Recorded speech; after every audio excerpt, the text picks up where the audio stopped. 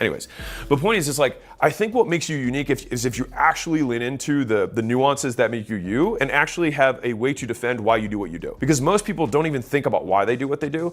And if you do things and you don't know why, it's because you're following someone else's directions for your life rather than your own. Real.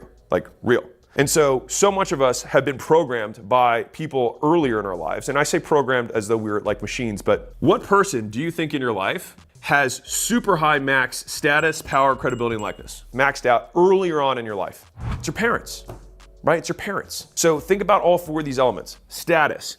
Do your parents control scarce resources, things you want? They've got money and they've got toys that they can buy you. They've got food. They control your shelter. Like they have huge amounts of status in your life because they control all the scarcest resources, all the things you want. These are not binaries. So don't think like, oh, I have status, I don't have status. It's to what degree do you have status, right? Like if somebody's got more money than you, they might have some status. If you've got $1 and someone's got 10 grand, they got more status than you, right? But if someone's a billionaire, they have way more status than the guy who's 10,000, right? So again, think not in binaries, yes or no, but think in continuums. So the next one is, think about your parents. Power. How many reinforcement cycles do you assume that your parents had from the time you were born? And when I say reinforcement cycles, it means like they said, do this, you did that thing, and then a good thing happened. Now, you might be like, I hate my dad or hate my mom or whatever your thing is. I don't really care. That doesn't matter for this purpose. The idea is that they probably said, don't go in the street, or don't do that, and you avoided a bad thing, or do this, and then a good thing happened, right? You tied your shoes the first time, you put the two bunny ears together, you tied your shoes, a good thing happened,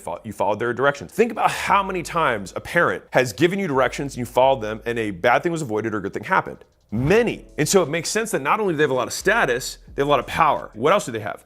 Credibility. Now, this is one where I think parents sometimes might lack compared to the other things. If you have a parent who also has credibility in that specific, realm of whatever it is that they're talking about, then you have even more influence on you. And then finally, for parents, are they like you?